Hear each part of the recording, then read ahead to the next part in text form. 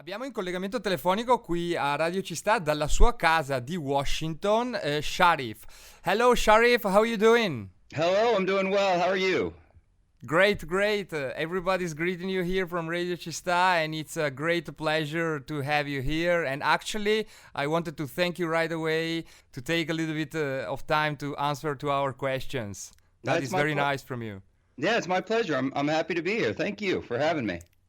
Great. So, Sharif, why don't you tell us, before we start with the interview, why don't you tell us a bit more about yourself and about your music? So how did you end up being a singer, a musician, and where do you get the inspirations from to write your songs? Sure. Well, I mean, I've always, I was raised in a musical household in Virginia, in the States, down in Virginia Beach, Norfolk area. So, my parents were always playing music, and it was always something that I felt connected to and really loved. And I started singing when I was really young, but I didn't actually start playing any instruments till about eighth grade, which I think is around 13 or 14 here in the States. And that's when I first started playing guitar. And when you kind of hit those teenage years, that's when you really start to experiment with girls and alcohol and music, and there's this whole I get it.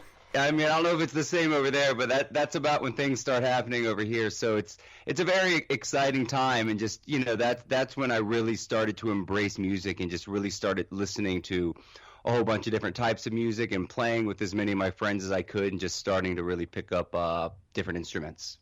And what are the artists that you love, that you like, and that can influence your music, let's say? Sure. I mean, there's, like I said, around that time, there's just such a big open world of so many different artists, and I listen to so many different types of music. I'll listen to metal bands like Marilyn Manson and Tool and Ghost and stuff like that. I listen to classical, Tarrega, and jazz, all different types. But the type of music that the one artist, if I had to pick out, that has really influenced me in my particular songwriting and style is Ryan Adams. He was in a band called Whiskey Town in the 90s. Late 90s, and then he's been a solo artist for the past I know. So. Nice pick though.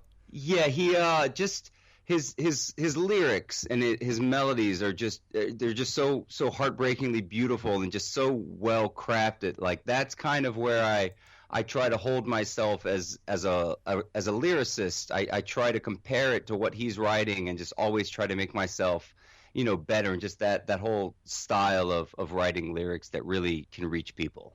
Beating the idol, let's say. Right, exactly. Sharif, many of your songs have lyrics that talk about love.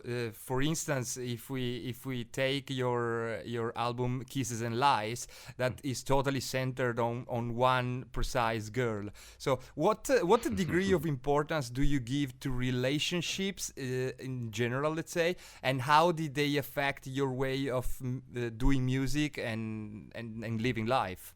Yeah, it's interesting. I have a difficult time writing songs that are not autobiographical. So I've tried writing songs from the perspective of other people or friends or things that I see in the news, and it never really comes across as true and genuine as the songs that I write about myself. And the things that are the most inspirational and touching for me are the relationships, and that I also feel that's something anybody can relate to all around the world. So all of my songs pretty much are about relationships, and I'd say a good 70-80% of them are about the endings of relationships. All right.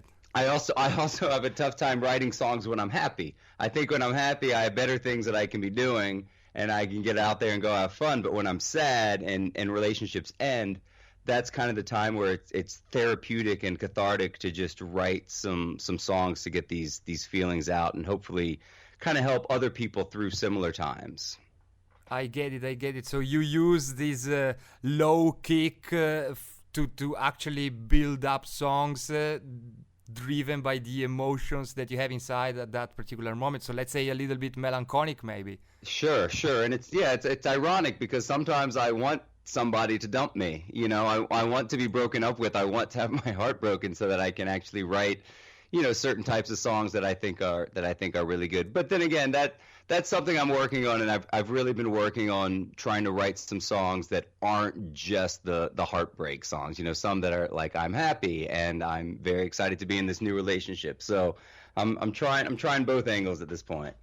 Okay, so there is a little bit of a masochist in you, let's say. Yeah, well, just a little bit. If that's the worst you find out about me today, I'll take it. Let's talk instead about